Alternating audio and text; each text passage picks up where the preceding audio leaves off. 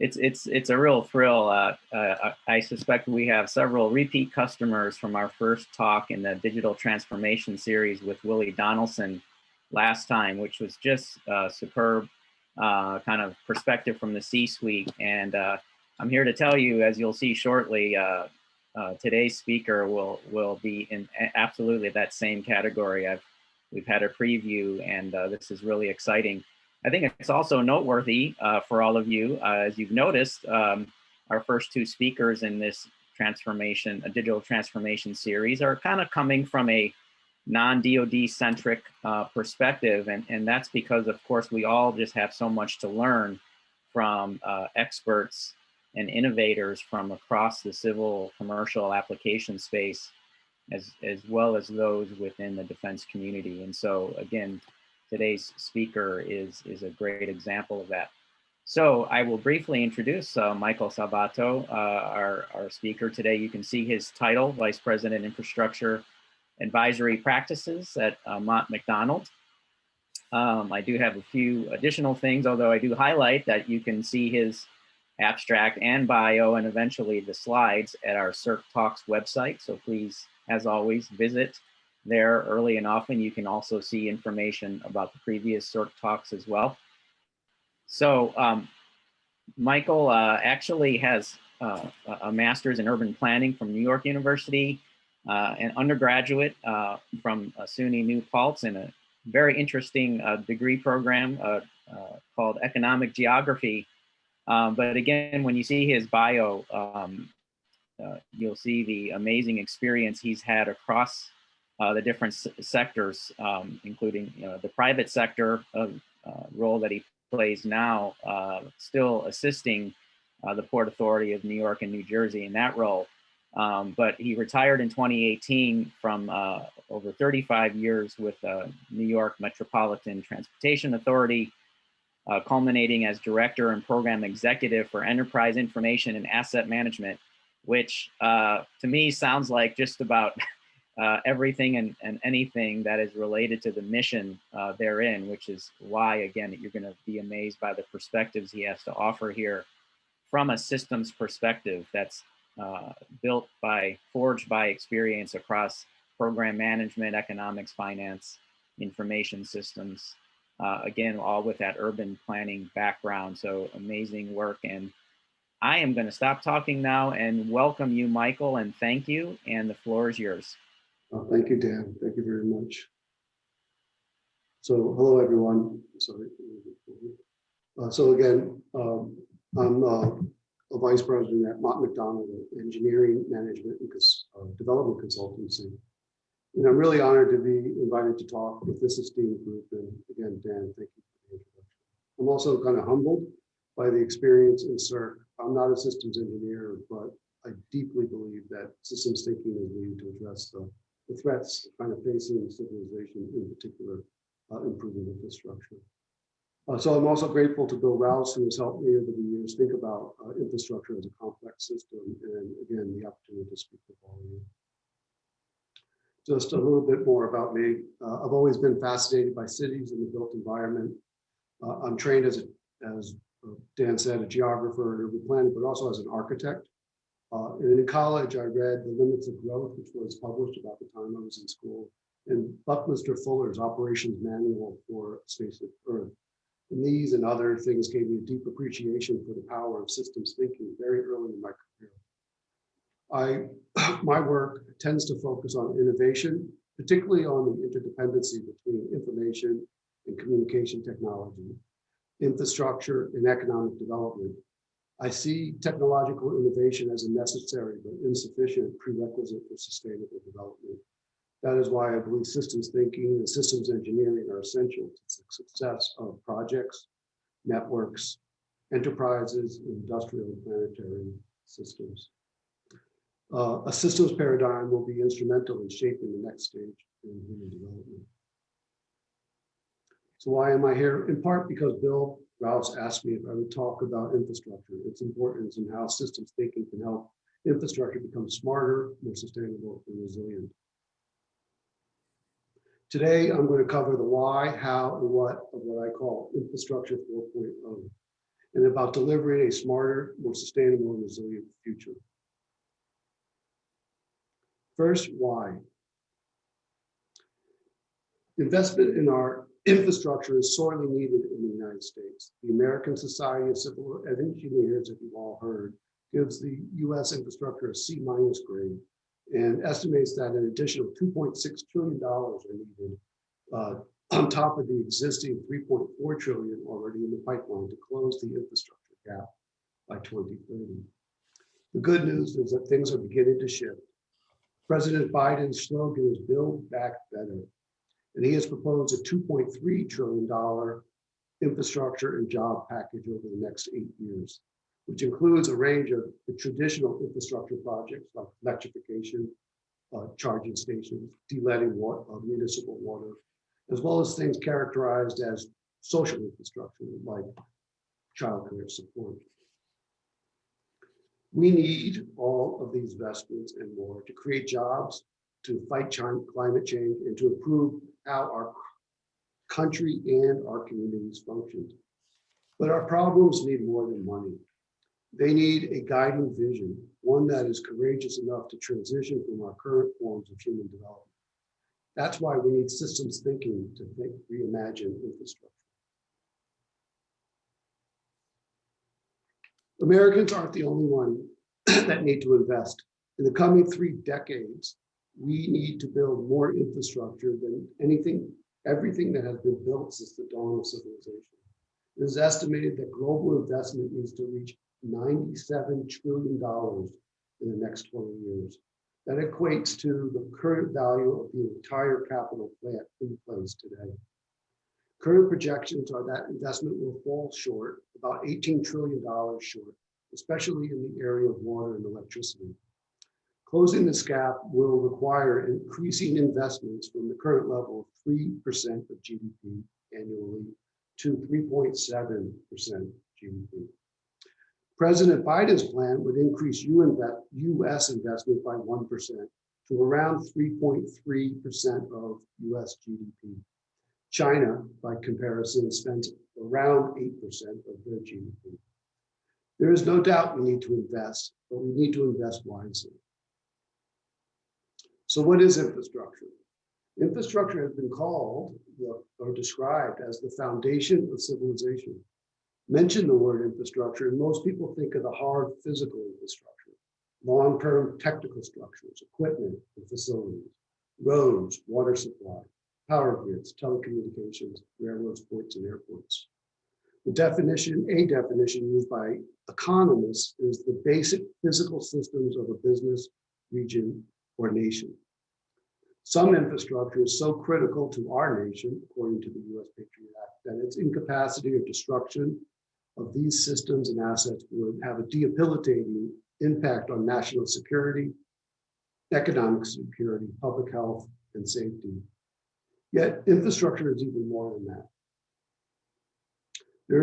There is an essential soft dimension to infrastructure. These are the government policies, regulatory frameworks, capital markets, governance, human resources, and information technology that must work to enable the planning, operations, functioning, and resilience of the harder components of infrastructure. And a key challenge today is that the technologies associated with our hard infrastructure are rapidly outpacing our organizational capabilities to manage, integrate, and transition increasingly complex infrastructure systems. So why do we need to reimagine infrastructure? Why do we need a new paradigm? Climate change is one reason. The consequences of human activities on Earth systems require an equivalent change in how we conceptualize infrastructure and the built environment. Humanity has had such a material impact on the planet's climate and ecosystems that geologists have said we have triggered a new geological epoch called the Anthropocene. Human activities have already warmed the planet by 1.2 degrees Celsius since pre-industrial times. The impact of this warming has already been felt in many parts of the world, including droughts, extreme heat, extreme weather events, sea level rising, and the mass extinction of wildlife.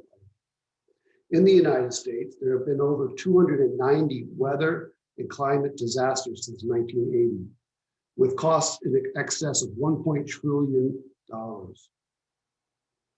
Business as usual scenarios predict temperature rising by more than 4 degrees Celsius.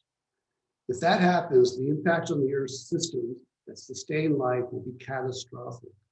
The consequences, according to the British government, will be beyond the ability of humankind to cope. And the director of the Stockholm Center, John Rockström, thinks that a 4-degree world, a 4-degree warmer world, will support less than 1 billion people. Think about that. But nearly every country in the world has ratified the Paris Agreement, which calls for keeping global temperatures to 1.5 degrees above pre-industrial levels. And we can still limit global warming to 1.5 degrees, but it will require unprecedented change. 2050. That's the year, according to the United Nations Intergovernmental Panel on Climate Change, by which all mature industrial economies must cut man-made carbon emissions to net zero if we are to minimize these catastrophes. Last week, President Biden pledged to cut US greenhouse gas pollution to half by 2030. These steps, Biden said, will set America on a path to net zero emissions economy by no later than 2050. And a growing number of countries, including Canada, the UK, China, and Japan, have made commitments to achieve net zero within the next few decades. But right now, infrastructure is part of the problem, not the solution. Over half the world's populations live in cities. This is likely to increase to over 2/3 by 2030, and cities are responsible for around 70% of global greenhouse emissions, which trap heat and result in the warming of the Earth. And 39% of those emissions come directly from infrastructure, which, and with all the infrastructure we need to build in the next 3 decades, we do need to make sure that the built environment is working for our survival and not against it. These challenges and opportunities in the Anthropocene are complex, they're systemic, and they're interdependent. Systems-based solutions require new conceptual frameworks, institutional mechanisms, and technical solutions that break through traditional reductionist approaches, disciplinary boundaries, and institutional arrangements. The co-evolution of anthropogenic Earth-human systems require new capabilities to conceptualize, engineer, and build and govern transformation of infrastructure systems at the local, regional, and planetary scale. And indeed, sustainable infrastructure is the foundation of a sustainable civilization. Among the UN Sustainable Development Goals, number 9 explicitly refers to building sustainable infrastructure. However, infrastructure has a direct influence on over 80% of the SDGs. The Paris Agreement, the Agenda for Sustainable Development, the New Urban Agenda, and the Framework for Risk Reduction all require investments in infrastructure that support sustainable development. Governments, organizations, and businesses around the world have already begun reformulating their policies, regulatory frameworks, and funding mechanisms to create more sustainable and resilient infrastructure. Let me introduce a revolutionary paradigm for the Anthropocene. We need smart, sustainable, and resilient communities that work within planetary boundaries. Infrastructure needs to minimize the negative impact and maximize the positive impacts throughout its entire life cycle, from cradle to grave. And this paradigm is embraced by local, national, international institutions around the world, as evidenced by goal number 11 of the United Nations SDG. So let me be clear about my terms. Sustainability means creating the conditions that will enable life on Earth to flourish forever. Recognizing we have already crossed a number of tipping points, infrastructure resilience is the ability to reduce the magnitude or duration of disruptive events. Resilience depends upon the ability of both hard physical infrastructure and soft institutional infrastructure to anticipate, absorb, adapt to, and rapidly recover from prominent, potentially disruptive events. So what is a smart city or a smart community? A smart city is a sustainable city. It is not smart if it is not sustainable. I use this definition from the International Communications Union. A smart city, a smart sustainable city is an innovative city. It uses information and communication technologies and other means to improve the quality of life, efficiencies of urban operations and services, and competitiveness, while ensuring that it meets the needs of the present and future generations with respect to economic, social, and environmental, as well as cultural aspects. And when I speak of smart infrastructure, I'm talking about the transformational power of digitization. Digitization, coupled with a new environmental consciousness, has given humans new tools to create sustainable communities that support human flourishing on a fragile planet. The concept of the fourth industrial revolution was coined by Klaus Schwab, the founder of the World Economic Forum. The fourth industrial revolution, he said, is a way of describing the blurring of boundaries between our physical, digital, and biological worlds.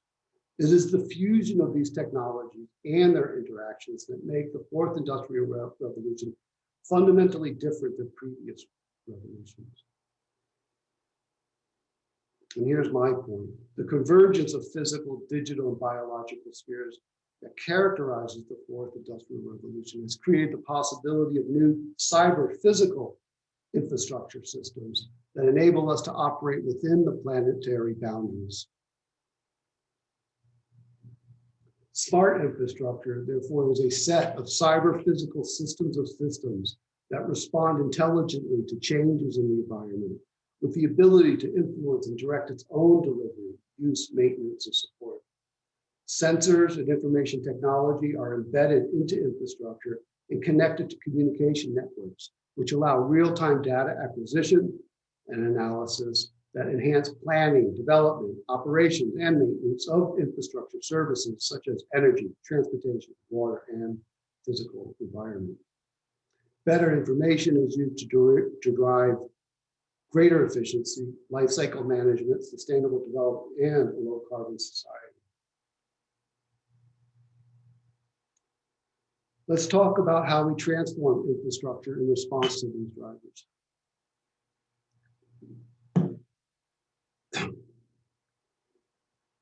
Sustainability and resilience are emergent properties of a complex, dynamic, socio-technological system of hard and soft infrastructure in a symbiotic relationship with its environment. Sustainability and resilience are not about the parts, but about how well the parts are working together to enable efficient overall outcomes. A system approach breaks away from the traditional view of many in the infrastructure. Up until a decade ago, most infrastructure was run by vertically integrated public monopolies, dominated by an engineering culture with an almost exclusive focus on its technical assets. In some countries today, however, infrastructure services are evolving into network enterprises with distributed control strategies that steer a collective set of actions of all players towards a common public outcome. One way to look at the world is as a series of systems within systems within systems. The hierarchy principle shown here by Derek Hitchinson may be familiar to many of you. We need to reimagine infrastructure as integrated socio-technological systems of systems instead of collections of siloed assets and services. A subway train, for example, is part of a mass transit network managed by an enterprise, which is only a small part of a transportation system, which in turn combined with other systems form the urban whole. So let us apply this multi-layer system hierarchy to infrastructure 4.0. At the base are the individual assets and projects. Infrastructure composed of many assets. Each asset may itself be a complex system. Intelligent assets have embedded sensors, information technology, information and communication technologies. One level up are the integrated technical systems that compose of many joined up assets, business processes, and technologies. Smart networks integrate cyber physical systems that provide real-time information and automated control of operations. In the middle are the business systems. This is where the enterprise operates that must deliver and manage the complex infrastructure system. The integration of business processes with information systems is required for managing the life cycle of an asset infrastructure system. Next, we have the industrial systems, providing the policy, regulations, supply chain, finance, and intellectual capital needed to plan, operate, and maintain infrastructure. Smart grids, for example, are the result of the integration of many businesses into a system of systems. And at the top, we have our social and economic and environmental purpose that shapes the demand for our infrastructure services. It also provides the overall context in which the infrastructure operates. Smart and sustainable and resilient cities emerge from the integration of all the nested systems below.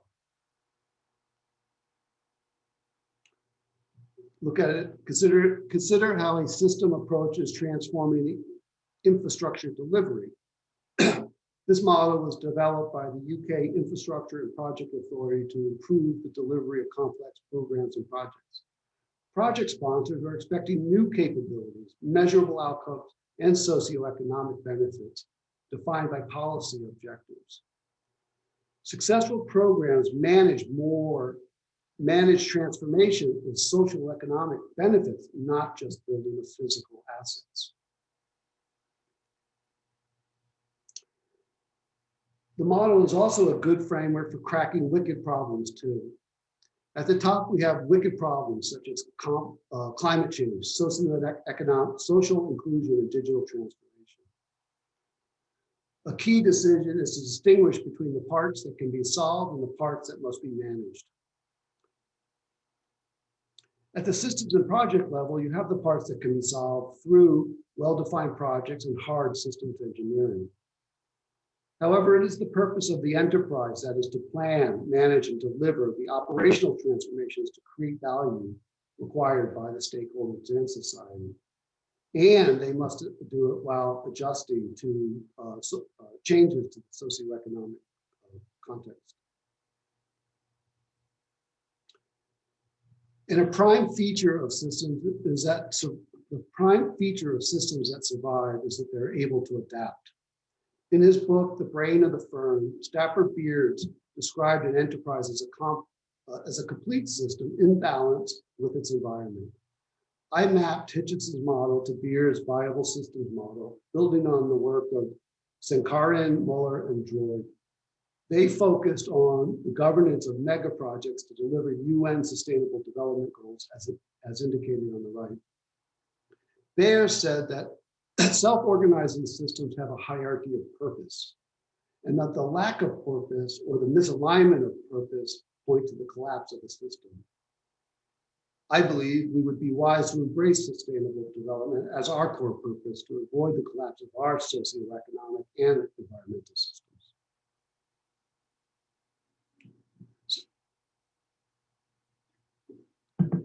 So Hitchinson and Baird's models are powerful frameworks for reimagining infrastructure 4.0. To make infrastructure 4.0 a reality, we need to adopt socio-technological systems approach, which recognize the interaction between people and technology as a defining factor of the system's makeup and functioning. Enterprise architecture is an approach to align information systems with business elements of an organization. The IEEE defines an architecture as the structure of a system based on its components, relationships, environments, and principles, maintaining its design and evolution. Enterprise architecture can be employed to support the transformation of infrastructure 4.0. With the evolution of Industry 4.0, digital technologies have become an integral part of infrastructure systems. Essentially, the only method powerful enough to manage, operate, and maintain the technology-intensive infrastructure of the 21st century.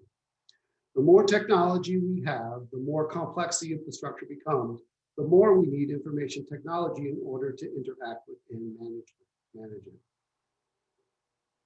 Digital transformation is the process that an organization must go through to evolve its business model from industry 2.0 in some cases, or 3.0 to industry 4.0 through the adoptions of digital technology and organizational change. This diagram illustrates a simplified enterprise architecture for smart infrastructure 4.0. The role of the enterprise is to align the physical assets, systems, and operations at the bottom of the pyramid with the organizational purpose at the top. Data flows from the assets and the environment at the bottom and is interpreted and analyzed using applications within the technology architecture that supports the information model above, that is used within the business architecture that supports business decision-making. The result is the building of a data, information, knowledge, and wisdom hierarchy with a positive feedback loop for organizational learning and continuous improvement. An integrated architecture releases the value that is locked up in organizational silos, reduces waste from disjointed processes, misinformed decision-making, and misalignment with the enterprise's mission. There are many engineering and management standards. ISO 9000, 55000, ISO 19650, and ISO 15288 are very common management systems for lifecycle management of delivery, operations, and maintenance of infrastructure systems. ISO 3701, 37101 is a new standard specifically intended to help communities become become smarter, more sustainable, and throughout the implementation of strategies, programs, projects, plans, and services that demonstrate that they're making those goals. This is not just theory. Here are two real-world examples. This is the framework developed by the state of New South Wales in Australia. The state has standards which cover each level of the hierarchy, from the infrastructure data management framework at the bottom to smart places strategies at the top. New South Wales is actively building digital twins for smarter infrastructure. Physical and digital assets are developed concurrently and delivered and in parallel. As the design of the physical asset takes place, so does the digital twin. After asset handover, there is full integration between the digital model and the real world model. This is an image from the smart grid architecture model used throughout Europe. The bottom layer is the physical assets and systems. The three main axes are the value creation, they call domains, zones of automation, and interoperability. This model-based approach enables the interoperability of business, information, technology, and physical layers of complex systems of systems. Projects are considered within a system of systems with all the implications and complexity that arise from it. Requirements, both functional as well as non-functional, are more of a socio-technical rather than a pure technical problem.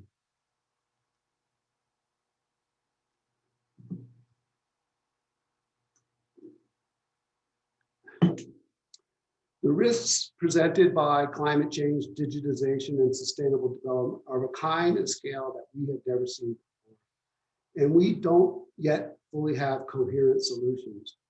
It's not that our current institutions and disciplinary boundaries are obsolete, rather it is the increasing complexity and rate of systems evolution requires a new level of sophistication in infrastructure conceptualization, design, management, and especially integration. We need a purpose-driven vision to drive socio-technological systems integration and industrial organization to deliver smart, sustainable, resilient outcomes for the common good.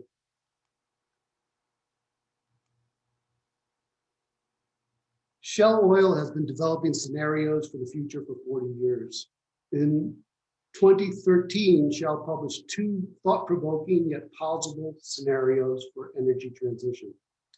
The first scenario, called Mountains, is characterized by the status quo locking in power and their control of resources.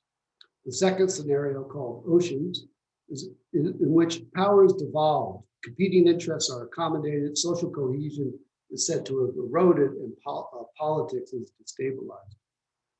In both cases, CO2 emissions continue to increase well above 2.5 degrees above pre-industrial levels. After Paris Agreement on Climate Change, Shell published the Sky scenario as a technologically, industrially, and economically plausible route forward to limiting global greenhouse temperature rises to below 2 degrees Celsius.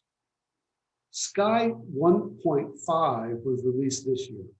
It provided a very specific pathway in which the world could meet the Paris Agreement's goals of limiting global warming within 1.5 degrees Celsius. Sky 1.5 is described as a health first route, one in which post-pandemic, the health of people and the environment are prioritized. While technically and economically feasible, it requires a pace of change that is extremely challenging. However, Shell Oil's own corporate target is to become a net zero emissions energy business by 2050, in step with society's progress in achieving the goals of the Paris Agreement. Imagine a world where the health of the environment and the well-being of citizens are paramount in economic, social, and political decision-making. The Global Infrastructure Hub, working with the World Economic Forum and Boston Consulting Group, did so recently in a scenario planning exercise to understand how transformative megatrends could reshape the infrastructure industry.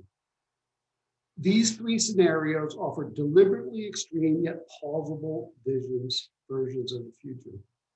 The report concluded to achieve the preferred future, in which the health of the environment and well-being of citizens are paramount. The infrastructure industry needs to revolutionize how it invests, designs, delivers infrastructure projects, linking infrastructure investments to flourishing planet and people. So what if we really meant it? What would it take to transform infrastructure to achieve the Sustainable Development Goals? Transformational change aims to make the previously impossible possible. It causes a shift in the rules, the mindsets, the narratives, the power structures. In transformation, a key activity is envisioning new possibilities that require radical innovation socially, and often technologically, and certainly societally. At Mott MacDonald, we use a futures approach to help our clients explore possibilities, plausible and preferable visions of the future, and work through the strategies, pathways, and actions that will get them there.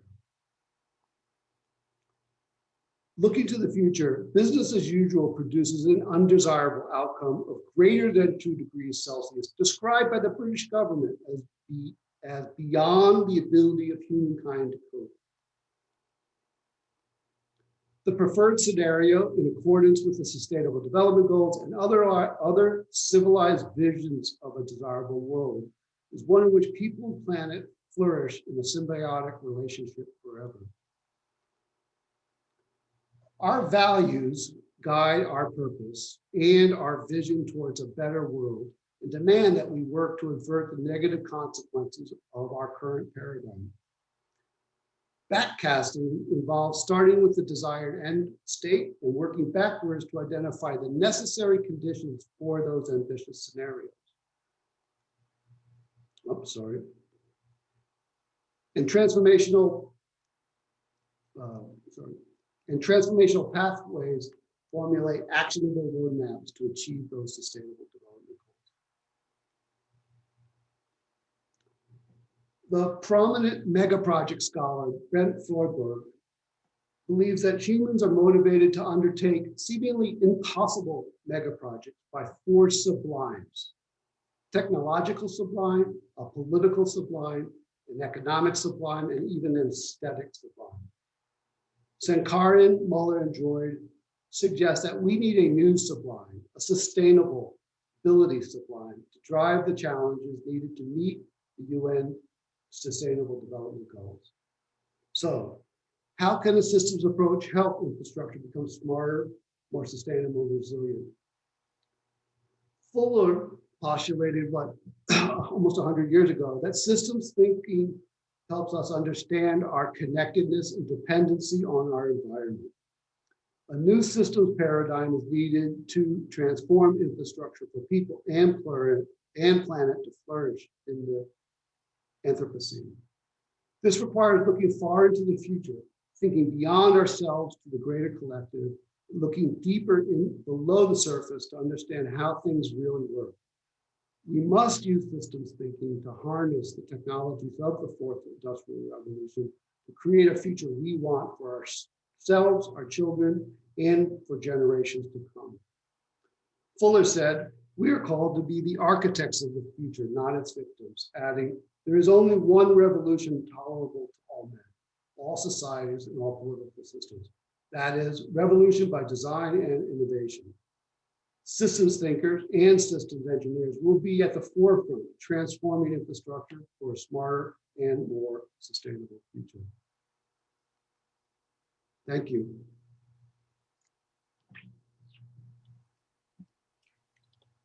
Michael, fabulous. Thank you, Dan. I would encourage, as Mimi and I have both been encouraging, to start submitting your questions either through the Q&A function or the chat, or eventually here we can start to unmute and do things as efficiently as possible. Michael, we do have a wonderfully interesting question already submitted. Can you click the Q&A button, and rather than me read it to you, if you can see it? Yes, I can see something from Astrid Lighton. Yes, so please take a read, and I'd love to hear the answer. Actually, Astrid, you could ask your question directly. You're unmuted. Okay, yeah, maybe I'm not sure how well I explained it in the text, but I thought it was a great talk. It's very, very close to my heart and the goals of the research that I do in my research group. But I'm curious, based on the work we've been doing and what we've seen, what are your thoughts on this focus on net zero emissions carbon, especially by companies? Do you think we'll be able to achieve sustainability goals, whether or not by a specific date, with such an exclusive focus? Right, just the systems approach, I feel like just, doesn't fit with such a narrow goal. And I wonder, yeah, just kind of your thoughts on that.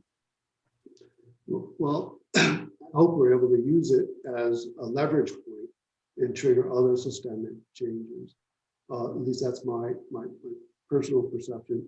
I think it's something that people are able to wrap their heads around to kind of motivate individuals and organizations to change. So I think the net zero provides, again, an organizing framework, and it also helps us consider what life might look like in a post-carbon society, which for most people is really hard to imagine.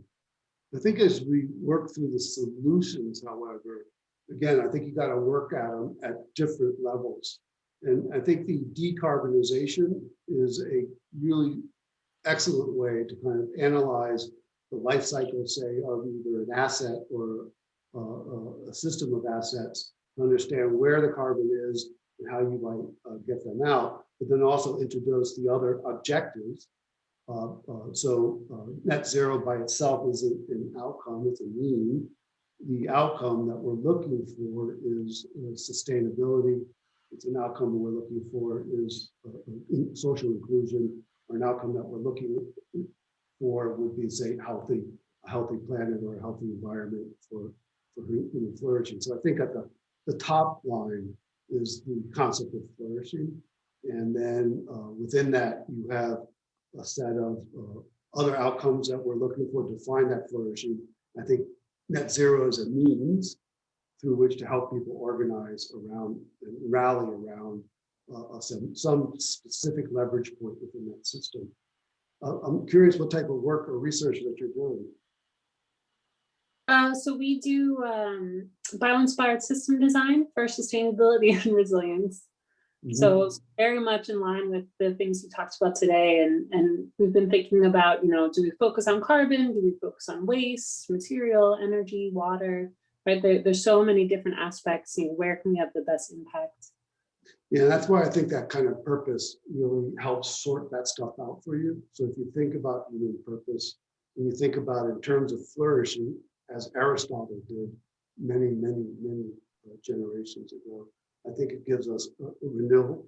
And within that flourishing, you include not just people, but you include other forms of life on the planet, and you really maybe even the health of the planet itself, because those subsystems become easily and more easily organized, perhaps. Awesome. Thank you so much. I appreciate your thoughts. Yeah. Amy, should we unmute Lisa Murphy and invite her to ask her question? Yeah, it'd be better. Absolutely. And Lisa, you're able to unmute yourself when you're ready. Okay. Can you hear me all right? Perfect. Yes, Lisa, hi. Hi. Systems dynamics are usually show in a reasonably complex system that there are some sort of leverage points, some places that a change in something causes bigger or smaller changes elsewhere. Can you identify, do you think you mentioned decarbonization, or are there other places that you think that if we tackle them first, that they will make it easier later, or that sort of thing? Well, so, I mean, there's a lot going on. Again, that's kind of different. The reason why you like the Hitchinson framework and the idea of tiering is they give you the ability to focus at different layers and recognize that there's different actors, different prerogatives, different principles at each one of those layers. The work that I tend to work on, is the enterprise level, so the organizational level. And so maybe that's what I'll speak of first. I think, in complex organizations, we tend to focus on things that we can see and touch, but I really do believe it is the human dimension that we really need to focus on, the mental models. That's why I kind of think the system thinking really does matter. But I think we need to change people's minds to change the organization. So the work that I did in kind of organizational change at actually at asset management and kind of transformational change at the New York MTA, we needed to work with the human dimension, the organizational change management. We put as much energy into that aspect of it as we did with the physical changes to business processes or to life cycle cost analysis and things like that. It was the hardest thing to adjust, but without doing that, we had no chances in hell of actually making the changes that we needed to. I think so. The first place to go is to, again, kind of go deep into the iceberg and get to those mental models. In my particular view, as an urban planner, I guess if I kind of go to that next level, I really do think it is perhaps to think about places and what it means to have healthy communities, and just go to the real basics around what we want to deliver for both human beings as social beings within our communities. And this is particularly important in the time of pandemics, where we've lost touch with what community means. And it's also an opportunity to think about that. And then I think the last is, I think the circular economy starts to give us, kind of that next tier up, is really starts to give us kind of a new insights as to flows and managing flows and looking for those constraints within those flows to see where you can open up those constraints a bit to get flows to be non-linear, but to be circular. So again, there's different things at different layers. But I think at the very bottom, the decarbonization works because it can work on an individual asset.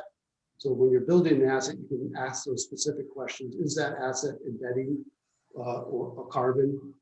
At the systems level, you can look at it over the life cycle of that system, its operations, how impactful it's carbon. At the enterprise, you can measure the carbon outputs. And then in the supply chain, you can put into new parameters around carbon or decarbonization. And then ultimately, I guess you can measure at the either community or planetary level whether or not we're making impacts. So it is a good, I personally believe it's an important one. And Mott MacDonald's done quite a bit of work. We've done helped write a standard in the UK, PASS 1080, around eliminating or managing carbon through the infrastructure life cycle. That's PASS 1080. Thank you. Thanks. Hi, Vicki. I was going to say, Daryl, I know you've been ready to dive directly in. Go ahead if you're. Yeah, I am. Okay, great. Thank you. That was a nice presentation. First, I just want to say I appreciate greatly that the MTA got rid of the tolls on the Throgs Neck Bridge. That makes the drive just tremendous. The question I have to ask you is, given this COVID pandemic and how people have been working in the future of work, what do you think is going to be the future of New York City? I mean, people not necessarily commuting in, and that the capacity there that maybe you were planning for increases in population. Now there's been a significant disruption, and you're going to have to start planning, not you obviously, but maybe planning for decreases in population with an aging infrastructure and a decreasing tax base. How do you think that through? Thank you. Yeah, no, it is pretty complicated, and the impact of information technology on both infrastructure and cities is profound.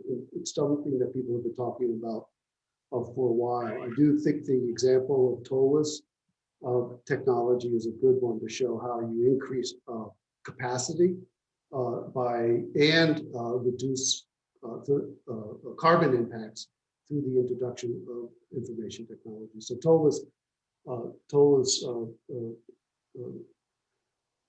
tollless transportation actually has a huge impact on carbon reduction as well. So you kind of get win-wins on that. I think that bigger question around the role of information technology and its and how it, I mean, yeah, the distribution of communities is an important one. And now that we have pathogens that we're going to start to worry about, people are rethinking it. But I would kind of goes back to the basics around the economics of cities. I mean, New York City is at some degrees, I think it's between 1.4 and 1.5 more productive than any other part of the United States. So $1 invested in New York for a business or something like that will produce much more income, much more output, much more value than any other place. I think those type of agglomeration economies of cities have always had, due to creativity, due to the speed at which information needs to, creative information needs to be transmitted. I actually think they could continue to play themselves out as always. But, so I still think this is not the end of cities. I am commuted into the city today, and I've been coming into New York City pretty regularly. And I've actually been finding the street life quite fantastic as well. So there's a creative element that people desire, and a social element, and a productivity element that people desire. But the driving factor of most cities today will be its capacity to produce a good life. And so cities that are able to create community, that are, that produce good food within a healthy environment, that create a quality social environment, will still attract people. And those will become economically productive places. So Google isn't announcing that it's leaving New York City anytime soon because they can't get the mashup of creative talent that they're not going to find other places. So I think there's kind of three things that you got to have to deal with. I think there is a new kind of what my company calls a new epidemiology of infrastructure. And we've actually had a mashup of our health industry expertise, and we do global health all around the world with our infrastructure expertise as a result of COVID. And we come up with a kind of a new field we call infrastructure epidemiology. So cities and infrastructure are going to now have to manage the health or the flow of pathogens within their systems and try to minimize it. We can minimize the risks. The second is, again, the role of information technology continues to kind of disperse as well as create the need for concentration of people. And I think they're also going to make cities much more efficient with resources. And again, in that kind of how agglomeration economy creates wealth. The third, I'll kind of I'll add a fourth one because I do want to leave the last one. I think urbanization is just a trend that we're just going to continue to see all over the world. And the cities will because poorer people know that if you move into cities, you are going to have more opportunities than you are in your rural places. And this will be true even in the United States. People who may be in rural places will find more opportunities to transform their own social circumstances by getting into higher density places. And then finally, I think human beings are social. We've been conglomerating in urban, in villages, the whole scaling of it since the dawn of civilization. And we're going to continue to kind of move into cities, but we're going to make them again. If we can make cities livable, if we can make them healthy, people will continue to come back to cities for all the benefits that they provide, at least in my opinion. Okay, thank you.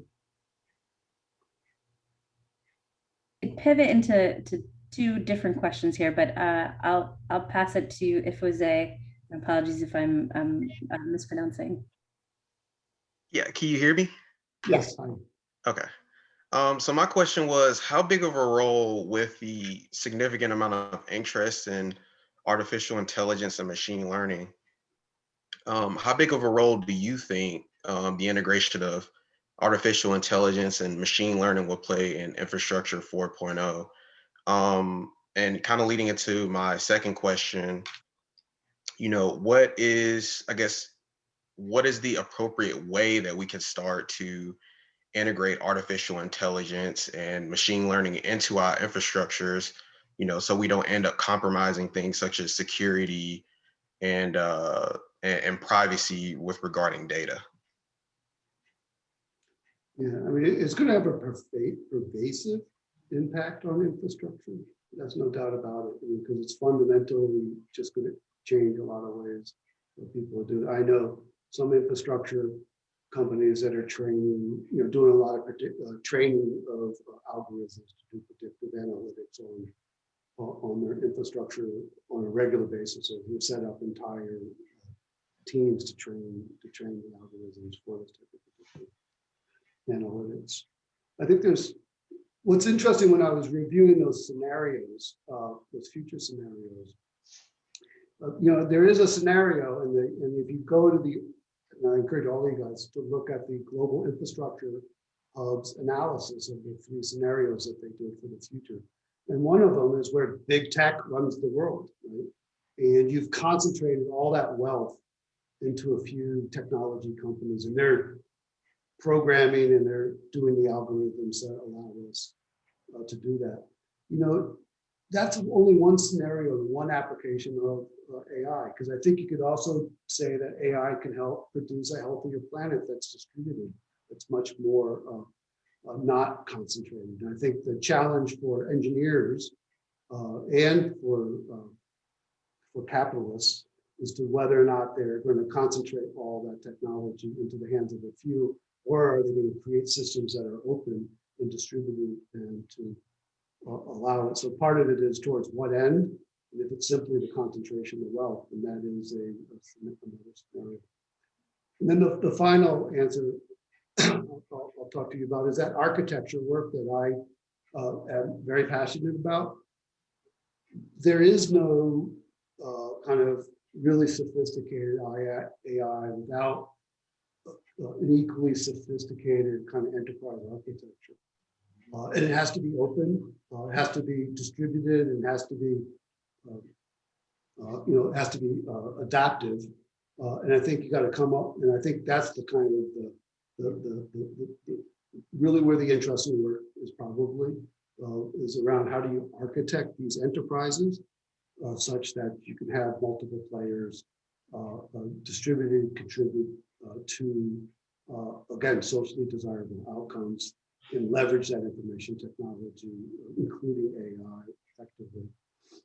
So I'd say the third thing is really focusing on kind of, again, not AI as something that's additive or outside of the enterprise, but something that is integrated into the architecture.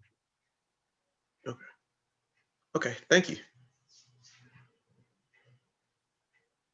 I kind of lead into that.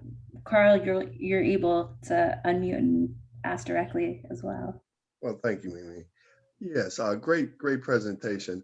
And I think it's great we're focusing on the infrastructure long term and the evolution of it. And as I, like you, I'm retired, and as I look at my next retirement horizon, I wonder what's being done globally to prepare the next generation, not just in STEM, but in electronics, metallurgy, metalworking, all these tools and skills that will be required to design and implement that big infrastructure change. And so I was wondering, have you seen anything on the global scale or anything else that, because I see that as the choke point, if you will. Yeah, and truthfully, it's actually one of the flaws of my presentation that I don't address it. And if I had more time, I suspect, or I would have also addressed the human, the jobs aspect of this, because the people, part of flourishing is having meaningful work. And I think the digitization of our work will eliminate a lot of jobs, but it will also create new types of jobs. And I think it's very important that society-wide we're conscious of both the not just the young people and the tools and making sure we have the right young, bright people to do the stuff that we need. There's also a whole set of other people who need to be included in our scenarios for retraining and rework. And in particular, the group that I tend to worry a lot about, just because I was part of a big bureaucracy, is the people, the incumbents in these existing organizations have a vested interest in maintaining the existing status quo. And so unless you incentivize them as individuals to work with them to transition, it's almost impossible to make the changes that we're talking about unless it becomes catastrophic external forces on those organizations that make it impossible not to change. So true. I totally agree. That's been my experience. Thank you, sir. But I just want to just kind of mention people in our position, because there is the pairing of people that have kind of retired or close to retirement with the younger people. So that might be the win-win scenario. I agree. Where you set up that pairing relationship between the wisdom of the elders and the esprit de corps of the youth, and you kind of do some walking together on this journey. Typically, I found to be a good solution. Thank you again. All right. Thanks so much for your question, Carl. Yeah, thank you, Carl. Trying to think where that ties in. Mike, if you'd like to ask your question directly, you're able to unmute. Mike Smith. Sure. Hi. Thanks for the presentation. It was good and obviously very, very provocative. And this may be a little bit beyond what you intended to talk about, but I think of so much of the world is this emergent system as opposed to the design system. And the question really gets at, most of the time when we talk about systems, we think about achieving a common purpose. But we live in this world with competing political systems, economic systems, cultures, values, et cetera. And although we have the Millennium Development Goals, I just wonder what's your thought about governments and people really working together to achieve common goals in spite of competing political and economic systems and technological differences and so forth. I mean, even within this country, we can't agree on whether climate change is real or not, which is kind of crazy. But you know, can we? I guess the point is, can we get there without some sort of existential conflict that we simply can't work our way through and wind up dealing with the consequences? I'll leave it there and get your thoughts. Yeah, I mean, I don't really know. I know that I personally have to work towards that common good, and I find it's always been a way of really being self-satisfying, just as a human being, to know that I was on that path. And and then we're seeing real extremes. We do have existential external threats, which is causing internal conflicts. But you're also seeing a broadening understanding of what it means to be human. And I think the global consciousness that kind of started to emerge, I guess, more generally in the 70s, really is something that is just everybody's aware of now. And if your own mental model doesn't include that, then you have you are kind of bucking the trend at this particular point. You know, Paris was pretty unique in that the Paris Accord, and that they just got everyone to sign, every country in the world to sign on it, and whether or not they abide by it and are able to do it, that's a different question. And so you have a framework for cooperation that we've never seen before, and you also see the creation of multipolar worlds, and you see rogue actors, and I think many people in this call in the defense industry may spend more time thinking about that than I do. So it is a complicated world, and I think we're seeing both simultaneously. And my own purpose would be to say, in my company's purpose, I think you're starting to see it even in companies like Shell. I mean, they're reorientating their corporate as well as governmental frameworks towards a shared purpose. And so our company purpose is directly related to producing social outcomes and facilitating this transition. You see Shell Oil making a very clear pledge to manage their transition to a net zero company in the next 30 years. And so I think there's a lot of people are making individual decisions, and I think collectively, if we all make those same decisions, could overwhelm the naysayers or those that might throw sand in the woods. So what I'm hearing you say is you see it more as an emerging change as opposed to a planned change. Yeah. And individuals making decisions either collectively or companies or countries that hopefully taken together emerge into a better outcome. Yeah, I think that's it. And that's the beauty of systems, emergent systems. So thank you. Thanks for the question, Micah. And no way. Tough question.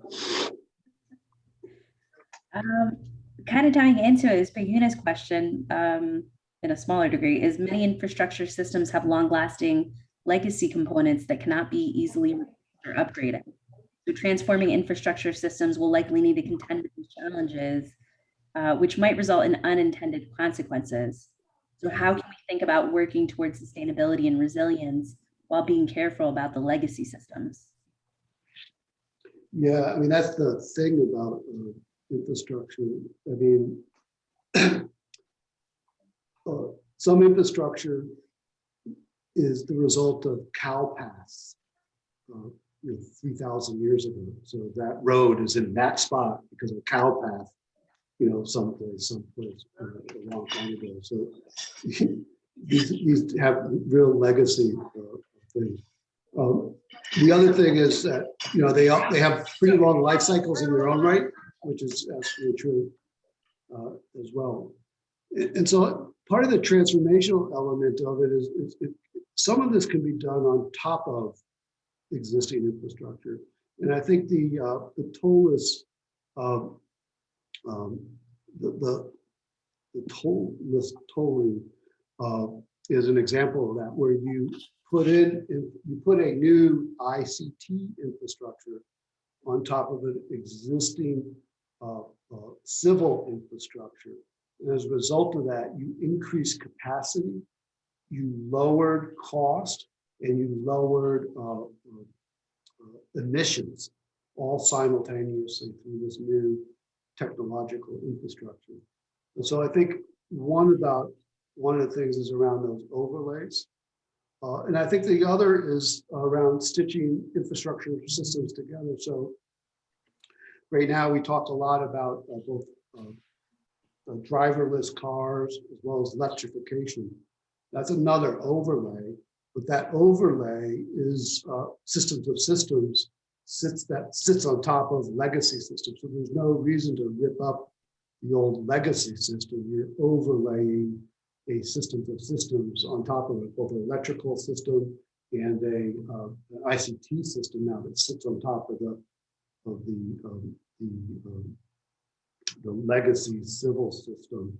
And if you can identify or eliminate constraints, that way you can do that.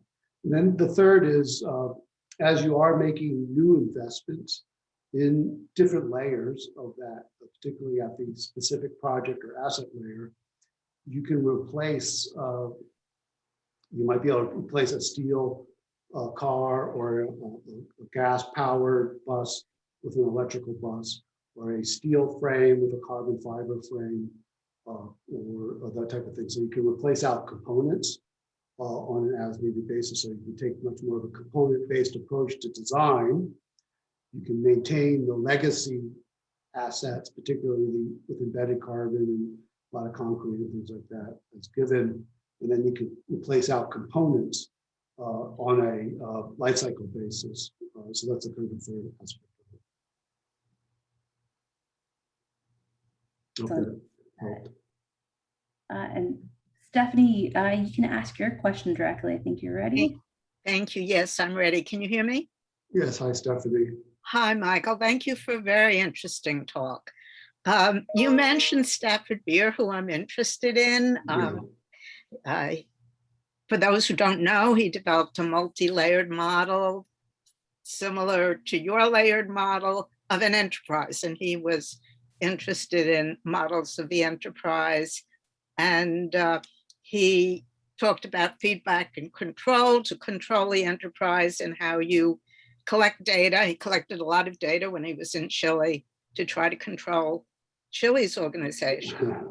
And then, how you have to expand the data coming down from above, from management by, procedures, and then shrink the data going up and so on.